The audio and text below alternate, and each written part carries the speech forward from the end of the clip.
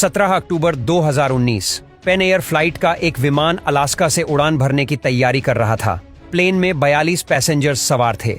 दूसरी तरफ ground crew plane के टेक ऑफ से पहले प्लेन का इंस्पेक्शन कर रहे थे। तभी उन्हें लैंडिंग व्हील में एक अनयूजुअल चीज दिखाई दी। पूरा टायर तो बिल्कुल सही था, पर एक जगह थोड़ा सा घिसा हुआ था। उन्हें ये कोई बड़ी बात नहीं लगी और इंस्पेक्शन खत्म करके प्लेन को टेक ऑफ करने की इजाजत दे दी गई।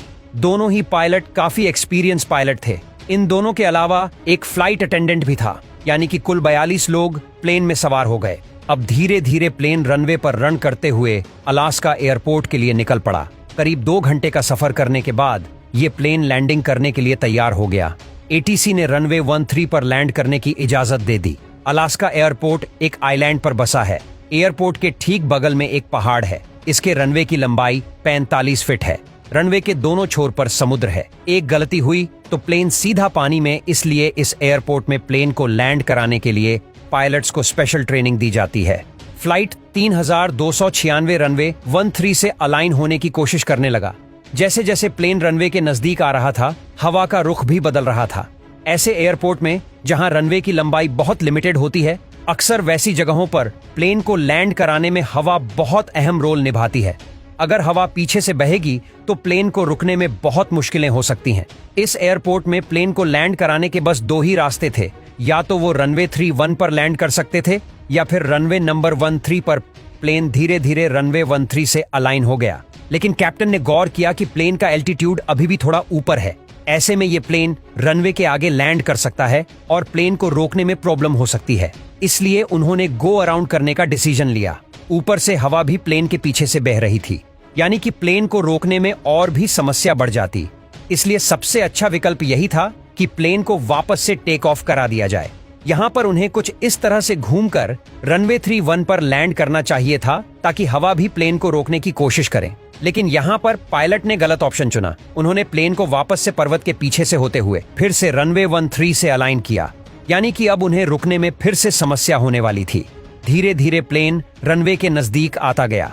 पायलट ने यह नोटिस किया कि टेलविंड की वजह से प्लेन की रफ्तार लगातार बढ़ती जा रही है। प्लेन थ्रेशोल्ड लाइन को क्रॉस करके आगे से टचडाउन किया। टचडाउन के 1 सेकंड के अंदर ही थ्रस्ट लिवर को आइडल कर दिया गया, लेकिन अभी प्लेन की स्पीड 100 नोट्स के आसपास थी। फर्स्ट ऑफिसर चिल्लाते हुए कहा कि ब्रेक ब्रेक।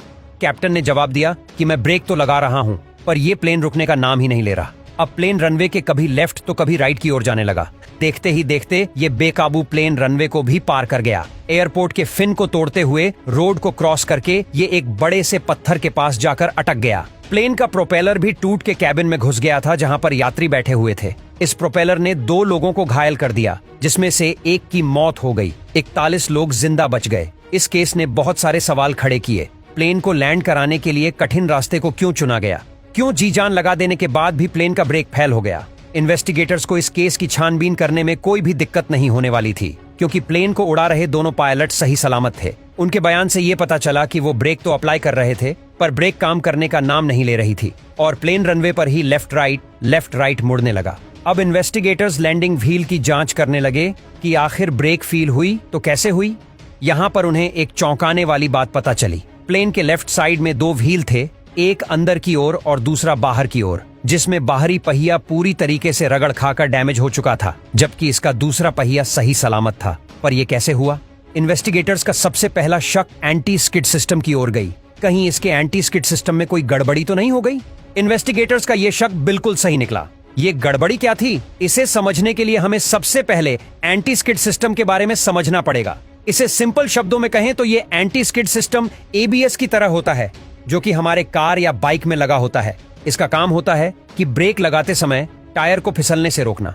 प्लेन में वैसे तो 3 लैंडिंग गियर होते हैं, लेकिन आगे के व्हील में कोई भी ब्रेकिंग सिस्टम नहीं होता, इसलिए सब कुछ पीछे के पहिए में ही इंस्टॉल होता है। फ्लाइट 3296 में दोनों लैंडिंग गियर में 2 पहिए हैं, 2 पहिए अंदर की ओर और 2 पहिए बाहर की ओर। इन चारों पहियों में एंटी स्किड सिस्टम इंस्टॉल होता है, जिसे 2 कंट्रोलर से कंट्रोल किया जाता है।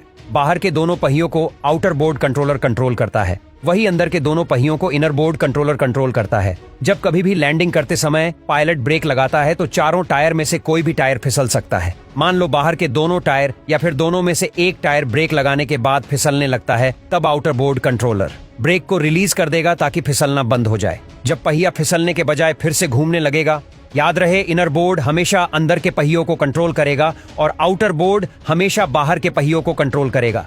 चाहे बाहर का टायर फट जाए, ब्लास्ट हो जाए, आग लग जाए, इनर कंट्रोलर बोर्ड को उससे कोई मतलब नहीं, वह हमेशा अंदर के टायर को कंट्रोल करेगा। अब यहाँ पर हमें एक और टर्म को समझना पड़ेगा। अंदर का पहिया ठीक से घूम रहा है या स्किड कर रहा है, इसका पता लगाने के लिए पहियों में सेंसर लगा होता है, जो सारी जानकारी वायर के जरिए इनर बोर्ड को भेजता है। इसी तरह से बाहर का पहिया भी सारी जानकारी आउटर बोर्ड को भेजता है। इस तरह से इनर और आउटर बोर्ड मिलकर चारों पहियों को कंट्रोल कर सकता है।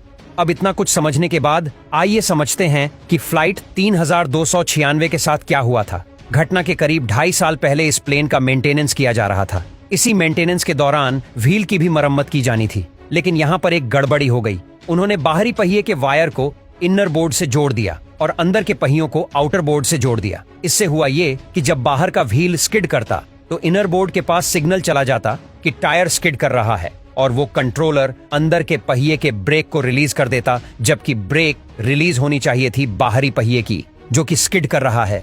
इसी क्रॉस कनेक्शन के साथ ये प्लेन 2.5 सालों तक उड़ता रहा और 17 अक्टूबर 2019 को जब यह प्लेन थ्रेशोल्ड लाइन से थोड़ा आगे जाकर लैंड किया, समय हवा पीछे से बह रही थी। लैंडिंग कराते ही प्लेन का बाहरी पहिया स्किड करने लगा, क्योंकि इसका सेंसर इनर बोर्ड से कनेक्ट था और इनर बोर्ड हमेशा अंदर के पहियों को कंट्रोल करता है।